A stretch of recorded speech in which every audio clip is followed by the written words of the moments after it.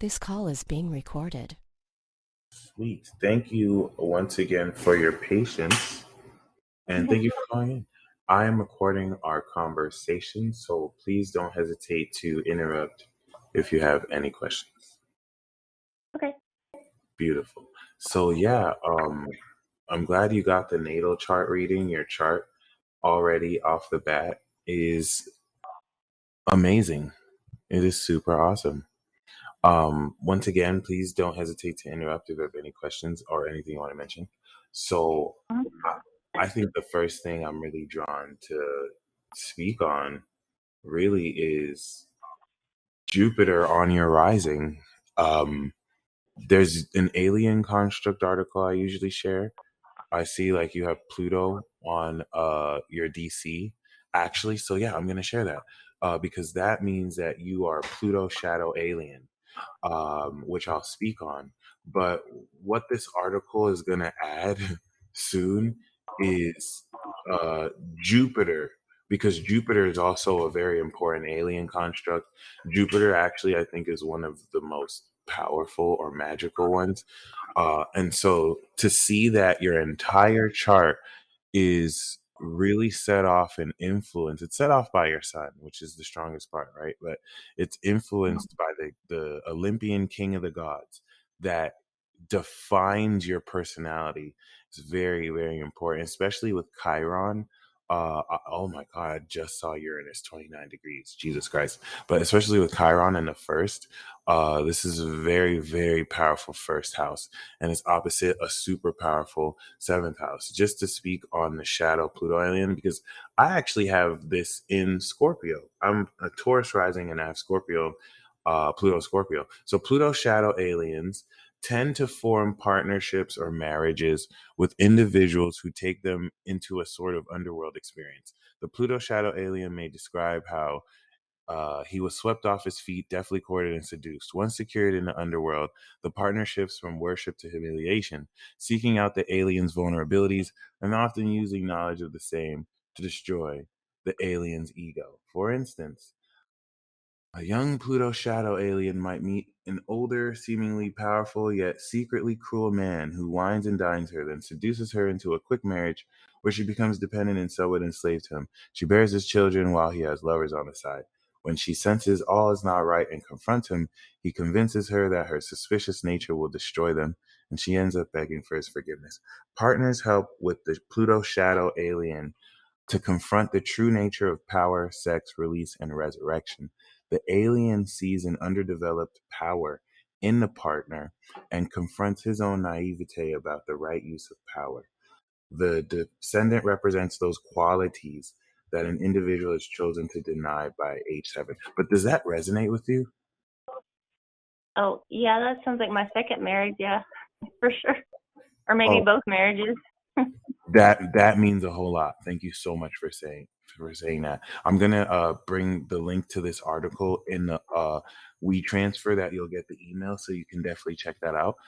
But I really am so glad you said that, because Pluto being so close to your DC or opposite your AC is another defining feature here. And when you have oppositions like this, it really does speak to opposing influences that, especially with the square to Saturn, T square, that may antagonize and really undermine or deal with you. And this will also speak to the social anxiety or the social extreme nature of social interactions with other people. Where with Pluto, partnerships have to be pure, but I mean, within an instant, you can judge based off of the actions people do and what they say, how pure their intent is. And Hmm. it, especially as a Taurus sign, because now you can read body language here, but it's just very fascinating. Jupiter on the AC denotes a very contagious personality.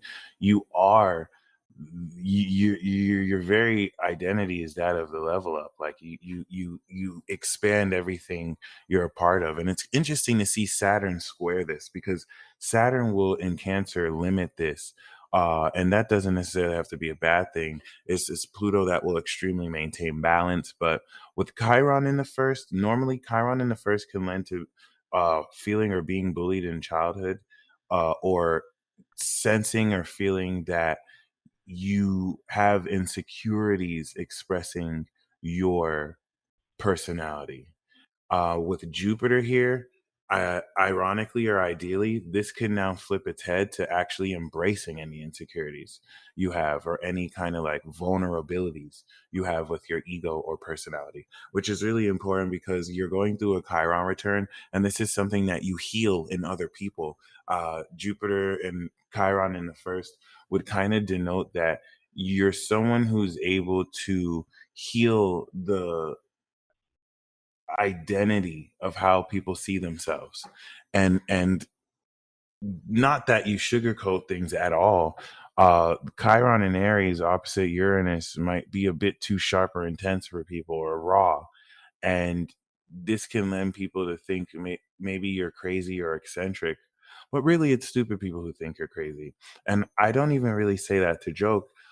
This is something that's very intense. I've always felt like with Pluto opposite the rising, there could be like this element, correct me if I'm wrong, does it sometimes feel or sense that like people kind of hate on you almost irrationally, or like throw shade? I don't want to say it's like you against the world or anything, but it's like if people don't obsessively dislike you, they obsessively like you or love you. Yes. Wow. Okay. Yes. Um, Yeah. It's either stalking or like in a odd way, or it's like just randomly. And it'll be like females at work will just obsessively hate me, and I'll be like, "What the fuck?" right. And I appreciate I you was, saying that too. yeah, because I'll be literally your biggest fan, and then suddenly they just lose their shit and are like Wow. crying and screaming at me, and I'm like, "What the fuck?" Okay, That is I so just, it's funny. It's kind of weird, like almost like laughing at them. I love it. Um, That's the Venus, that's the Venus and Gemini, like, oh, you're adorable. That's what it's saying to them, right?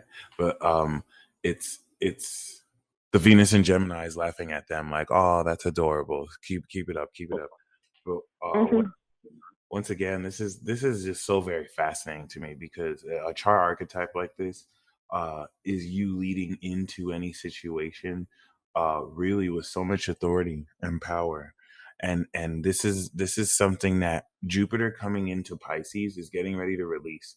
You're coming into one of the most powerful Jupiter returns of all time, 2023. When Jupiter comes back around and you start this new 12-year cycle, oh my Mhm. goodness, this is just going to be like this is just going to be like a return like none other. And then eventually Saturn and Neptune will come through. It's just going to really promote so much growth. You're completing a 12-year cycle of evolution that you started 2011.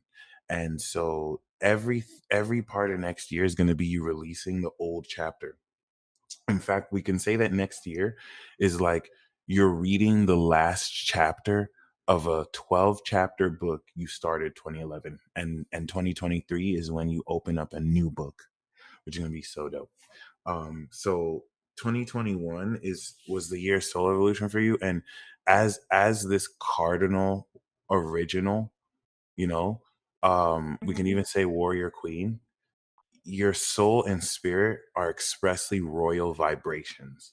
You have the soul of high nobility, the aqua moon, and then you have the spirit of natural nobility, the natural queen, which is important because now, as an Aries rising, you have the vibration of the cosmic producer or cosmic manifestation, the receptivity to the higher collective knowledge of the macrocosm that you're now aware of and manifest in the microcosm. And this is actually gangster pimp, because your sun is in the second house, and that's the Taurus house. That's why I love Aries rising, because it puts every sign in its house, and that fundamental nature is so very important, because this literally gives you the full potential of each sign. As a second house sun, we're bosses, but you're like the original, like natural queen. And so, I feel like the Jupiter rising is a larger than life power that with the Pluto opposition will have people be jealous and be irrational or obsessive. And that I think, growing out of this, the Chiron rising could be growing out of this, manipulative tactic maybe you face with others that cause you to feel like it's because of you that people act this way or be this way. But a lot of this, and now a deeper understanding, is your presence with this fire and spirit actually actively induces live exorcisms. This is what induces this uncharacteristic behavior in people, especially with the words you say and how it may trigger them. You instantly arise any, unresolved negativity or darkness that people are dealing with so that it could be dealt with. And I would say the smooth efficiency with how it's done catches anyone off guard if they even know it's happening. And once again, I just want to emphasize how extraordinary this is, because I have Chiron in Jupiter. I just have it in Cancer, but I don't have it in the first house. And all this Aries identification is now 12th house to your Taurus sun. So you have a transcendent physiology, What does that mean? especially. What was that? What does that mean? Oh, great question. Your very personality and your body, your physiology is transcendent in that it's not even as simple as you're just an Aries rising, but the light of your spirit and the strength of how you ground this extraordinary cosmic energy now has you express yourself in a goddess form and in a way that you're probably not even conscious of.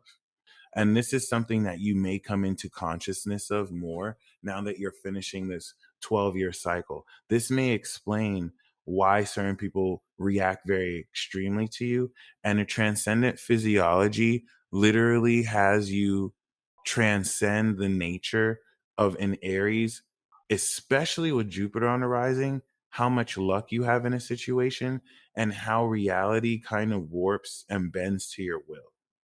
And that's a really extreme thing to say, but as the North Node also goes into Taurus, I think it's going to anchor more a stronger realization of this. Because in the 12th house, this is the hidden house. And so elements of your personality are going to be more unconscious expressions of how in Aries you instinctually take action. And this is something that can represent uh, a place of undoing, where this could be an aspect of your habits, your healing, but once you do, it is a legitimate superpower. And how do you resonate or feel about that? Um, I'm I'm kind of conscious of the. I've been more conscious of the goddess part, not in a ego way, if that Right, makes sense. right. No, that makes perfect sense. That makes perfect. And and I don't know if this would make sense, but I'm tall, and and I shouldn't be getting taller because I'm 46, but I feel taller than Oh my I am. God. Does that I, make sense at all? trust me when I say I needed to know that. I needed to know that, Because especially when you think, and I think a lot of that is Jupiter because it's literally expanding your appearance and yeah, your I wouldn't know how to describe it had you not said that, but it's like sometimes I'm like, I'm not that tall, but people like are like, you're so fucking tall. I'm like, I'm 5'11". I'm really not the tallest person ever. I'm like, I was wow. shorter on my basketball. That was high school. That was like almost 30 years ago, and I was not by any means the tallest. But everybody's always like, you're the tallest fucking person. I'm like, no, I'm not. But That I is just so wild. I Wow. keep it. It's like I keep getting taller, and I'm not. I don't know how to describe it. It's Right. weird. It's You're weird, ascending. and I do. I worked at a couple of drug rehabs, and I did bring out people. Um, and the people I worked with more so than some of the patients. But Wow. um, I do bring out people. Um, Darkness, demons. yeah, I do, and I do kind of heal people, but I can tell some of it, and some That of is it I can't. It takes a minute, but well, and okay. So speaking on that, this is very important because your moon is also an Aquarius. So as a second house sun, right? Which I appreciate. You and I are collective individuals. which is so super awesome. We actually have pretty similar parts in our chart. So to explain that, my rising is also 12th house from my sun too, because you're Aries rising, Taurus sun. I'm a Taurus rising, Gemini sun. So my sun is ruled by the second house. So, and then my moon is in a collective zodiac sign. So you have a collective soul, but you have an individual rising and sun. So you're a collective individual. That means that your soul feels everything, but you personify the knowledge of everything you receive individually. It's like you're everything in one. And it's like you're OG, you're individual. You don't really rely on the social environment. Not that you don't love it. You got fifth house Leo, so it's not like you don't love to be social. It's not like you're introverted or extroverted, but you're individual. You're the natural queen. And Taurus and Aries are antisocial, and Aquarius is antisocial. So this isn't bad at all. Actually, it favors more you attracting social individuals who invite you and come to you. But I just kind of want to emphasize the extreme relevance and importance of you being a collective individual. A social individual, if your moon was in a social sign, means that you need social environments. So you can go out to social environments, but you can go by yourself because you're individual, or you can be with other people and stand alone, or stand individually. But as a collective individual, you feel into the whole collective. This is expressly the God goddess souls. And so this is where you paid me so that I can talk to you. And as a Gemini in the second house, as an individual, that's how I manifest. I manifest value through Gemini, communication, one-on-one. And you have an aspect of this too, where you manifest physical, tangible value. You got the goods, especially with Mercury here. This would favor maybe a chart of manufacturing, but it's not limited to that. This is even natural energy that you manifest and will get paid for, top dollar for, because Taurus is the top 4 wealthiest zodiac signs of all time, but really favors actual money. So this would suggest wealth and the ability to, as a second house, we're bosses. We literally manifest our life force and spirit and convert it into that element. So in your case, you can literally take your life force and manifest it, not only physical, anything you want to manifest, but with now Aquarius, it's reinforced with the supreme celestial strength and knowledge of what you're manifesting. And how do you experience that? Because I can imagine with the North Node coming in Taurus is about to unlock on a whole nother level. If I'm at the job I'm at, if the lady ever retires, I would make a lot of money, but that's accounting and stuff. But it's Right. mindless. But with art, like sometimes I do it, and I never make enough like I should. But maybe I could make stuff or consulting or something. But it's starting to where people would if I just knew how to ask for the right amount of money.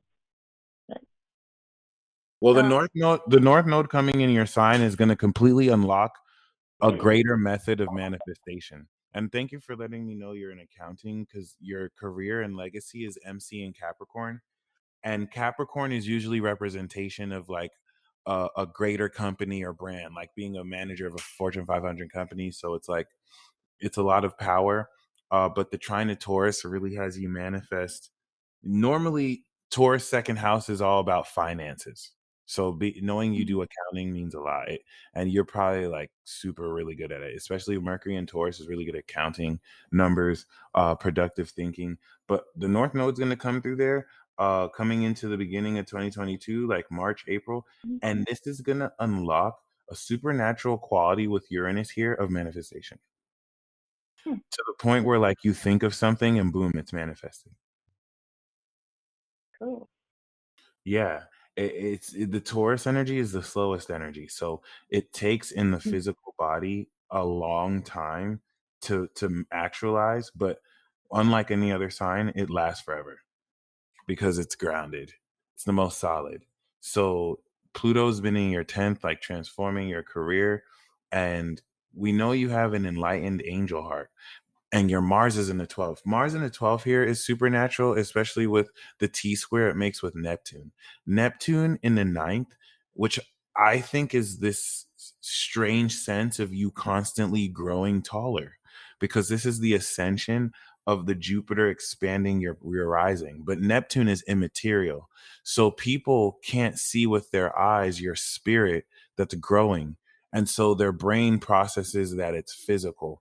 Their own eyes are giving them an illusion, Neptune, because this is their way of processing the spirit that they sense growing in you, which connects to your sun.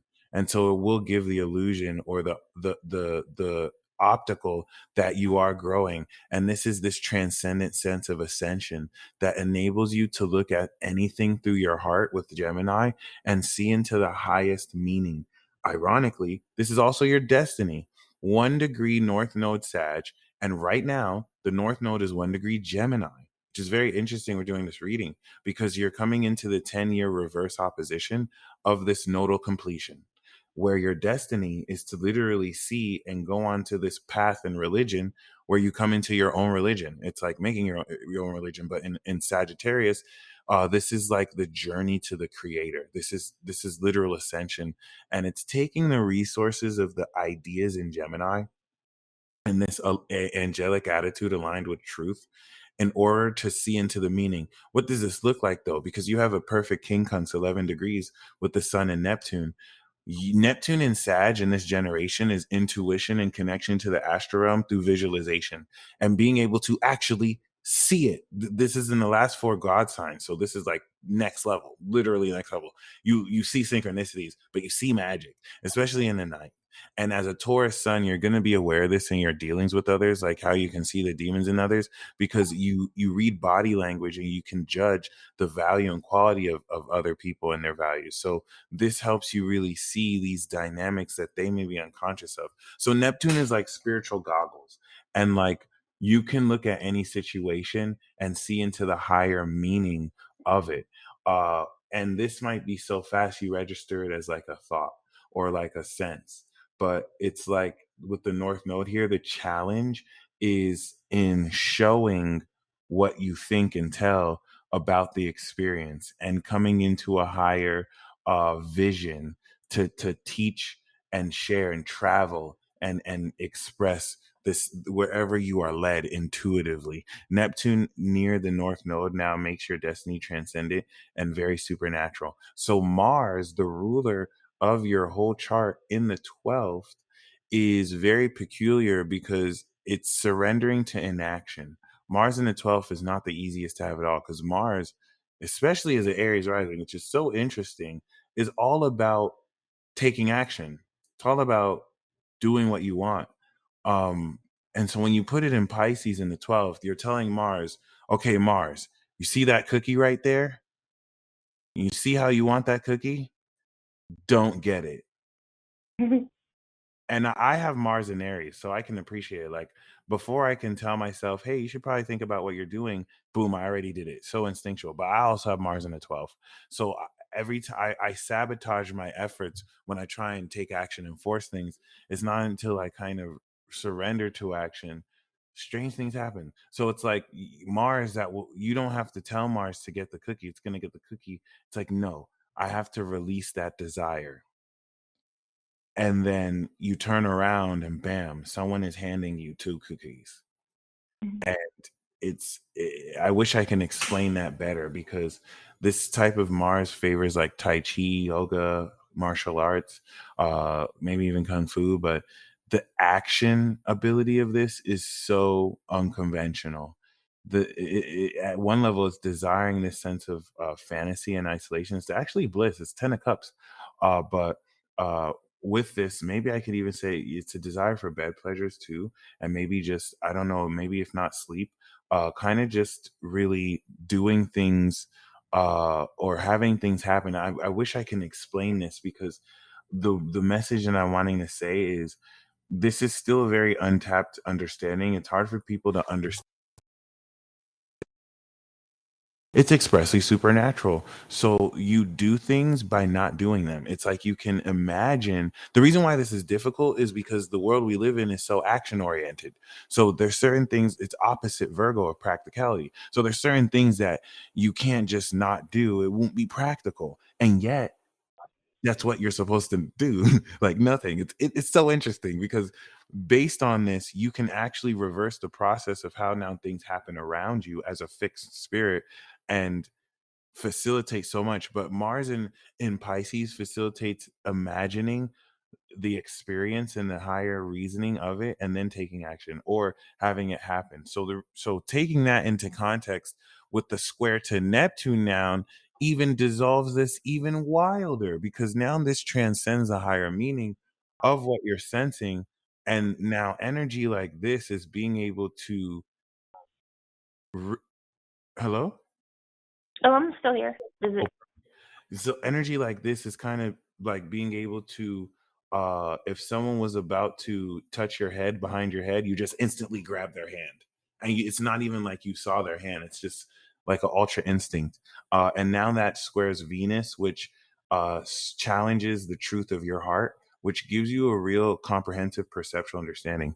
Now, Uranus 29 degrees in the seventh is the most unconventional, crazy, but also genius element of how you personally partner with others, but the craziness that can be drawn from others, it's super eccentric.